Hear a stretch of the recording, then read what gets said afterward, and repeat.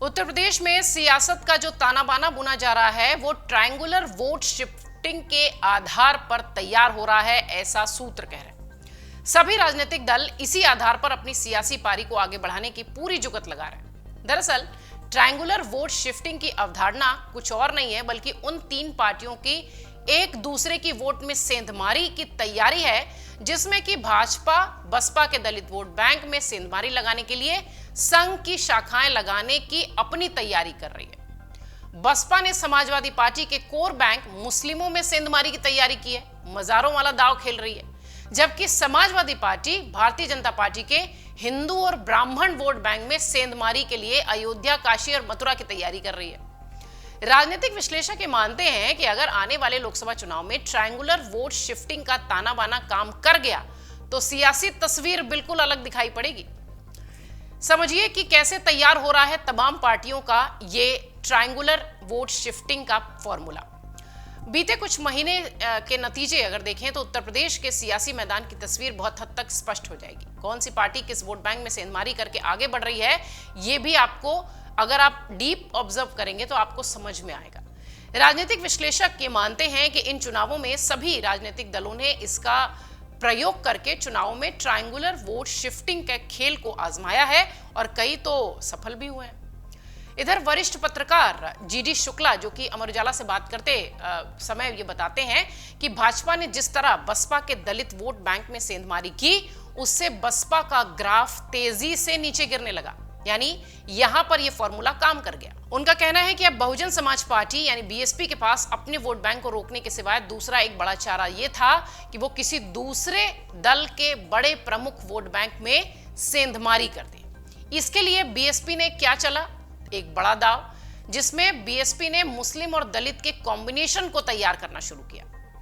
विधानसभा चुनावों से लेकर निकाय चुनाव तक बहुजन समाज पार्टी ने जिस तरह मुस्लिमों पर दाव लगाकर टिकट दिया है, उससे लोकसभा चुनाव में उनकी रणनीति का पता चलता है। मायावती की अगर बात करें तो उन्हीं की चर्चा से आगे बढ़ें तो मायावती ने एक जो दाव खेला है वो मजारों वाला दाव है। समझिए क्या है। सियासी जानकार कह रहे हैं कि बीते कुछ दिनों से सबसे ज्यादा सियासी तौर पर अगर किसी को नुकसान हुआ है तो वो है बीएसपी। एक विधायक उनके हैं। यही वजह है कि बहुजन समाज पार्टी अपनी कोर कसर पूरी करने के लिए सारे दावपेच आजमा रही है। मायावती ने अपने इसी दावपेच के सिलसिले में समाजवादी पार्टी के कोर वोट बैंक रहे मुसलमानों पर मजार के माध्यम से अपनी हमदर्दी जताई है। मायावती ने उत्तर प्रदेश और उत्तराखंड की मजारों को तोड़े जाने पर कड़ी आपत्ति दर्ज कराई। जानकारी यह है कि बसपा सुप्रीमो मायावती ने उत्तर प्रदेश और उत्तराखंड में तोड़ी जाने वाली मजारों पर अपने कार्यकर्ताओं को मुस्लिम समुदाय के साथ रहने और ऐसी मजारों के आंकड़े इकट्ठा करने के निर्देश दिए। ये एक बड़ा दाव है। सामान्य से ज्यादा सियासी जो चर्चा है वो इन मजारों को लेकर अब फिलहाल होने लगी है। राजनीतिक विश्लेषकों का कहना है कि मायावती को मजारों के प्रति उमड़ा प्रेम सामान्य से ज्यादा सियासी है। मायावती को इस बात का पूरा अंदाजा है कि उनके दलित वोट बैंक में जिस तरीके से भाजपा की सेंधमारी हुई है, उसकी भरपाई अब वो समाजवादी पार्टी के मुस्लिम वोटर्स को अपने साथ जोड़कर ही कर पाएंगी। यही वजह है कि उन्हें अब भी मौका मिलता है और मुसलमानों के प्रति अपनी संवेदनाएं जताकर इस संप्रदाय के नुमाइंदों को जनप्रतिनिधि बनाने के लिए वो मौका दे रही हैं अपने करीब आने का या इस समुदाय के करीब जाने का।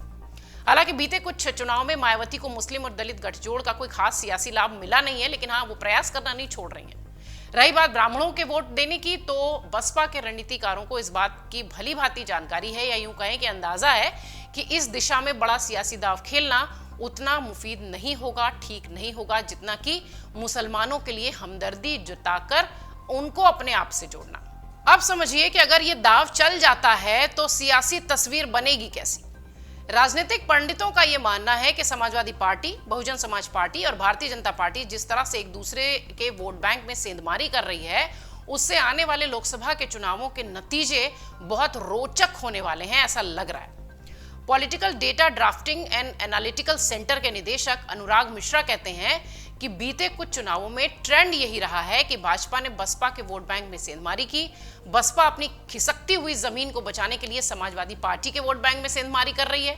समाजवादी पार्टी अपने जनाधार को बचाने के लिए भाजपा के सवर्ण वोटों में पैठ बना रही है। यानी समझिए कि ये खेल है जो लगभग सभी पार्टियां अपना रही हैं। भाजपा के जनाधार को बढ़ाने के लिए राष्ट्रीय स्वयंसेवक संघ ने दलितों के इलाके में शाखाओं को लगाने की तैयारी की है। अनुराग कहते हैं कि लोकसभा चुनाव से पहले एक दूसरे के वोट बैंक में बहुत सधी हुई रणनीति की तरह सेंधमारी की जा रही है और अगर इसमें जरा भी सफलता की गुंजाइश दिखी तो आने वाले लोकसभा चुनावों के परिणाम बिल्कुल अलग से दिखाई पड़ेंगे। वैसे आपको बता दें कि सपा बसपा का ये जो फॉर्मूला था ये 2019 में काम नहीं किया था। उन लोगों ने इस फॉर्मूले की शुरुआत तभी से कर दी थी। राजनीति पर पकड़ बनाए रखने वालों का यह कहना है कि 2019 के लोकसभा चुनाव में समाजवादी पार्टी और बहुजन समाज पार्टी ने एकजुट होकर चुनाव लड़ा था। बाद में वो असफल रहे और सफलता का दीदार भी वो नहीं कर पाए थे, लेकिन बाद में समाजवादी पार्टी ने बसपा से अलग होकर विधानसभा में चुनाव में बेहतर प्रदर्शन किया था। एक्सपर्ट्स ये भी कहते हैं कि तमाम सियासी गुणागणित के बीच भाजपा का वोट प्रतिशत बढ़ा है। ऊपर से समाजवादी पार्टी की तमाम कोशिशों के बाद भी भारतीय जनता पार्टी अपने कोर वोट बैंक को दूर जाने का कोई मौका नहीं दे पा रही है, यानी उसका ध्यान रख रही है। रही बात बीजेपी की, तो बीजेपी के पास अगर देखिए तो अभी भी 2024 के लोकसभा चुनाव में राम मंदिर एक बहुत बड़ा मुद्दा है जो कि आगे काम भी करेगा। जिसमें समाजवादी पार्टी की सवर्ण वोटों वाली चाहत कितनी सफल होगी इसका आकलन सियासी गलियारों में अभी तुरंत ही नहीं किया जा सकता, बड़ी जल्दबाजी होगी। समाजवादी पार्टी के मुस्लिम वोट बैंक में सेंध लगाने की जो बसपा की कोशिश है वो लगातार जारी है। हो सकता हो कि बसपा इसमें सफल भी हो जाए।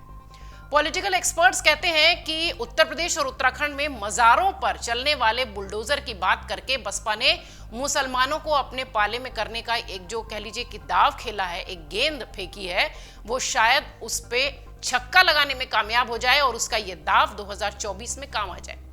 वो ये भी कहते हैं, जो एक्सपर्ट्स हैं, जो यूपी की सियासत को नजदीक से जानते हैं, कि एक दूसरे के वोट बैंक में सेंधमारी करने का ट्रायंगुलर वोट शिफ्टिंग का ये प्रयास कितना सफल होगा ये लोकसभा चुनाव के नतीजे ही बताएंगे। लेकिन हाँ, सभी पार्टियां ये काम कर रही हैं और ट्रायंगुलर वोट शिफ्टिंग के माध्यम से ही 2024 का किला भेदने की तैयारी कर रही है।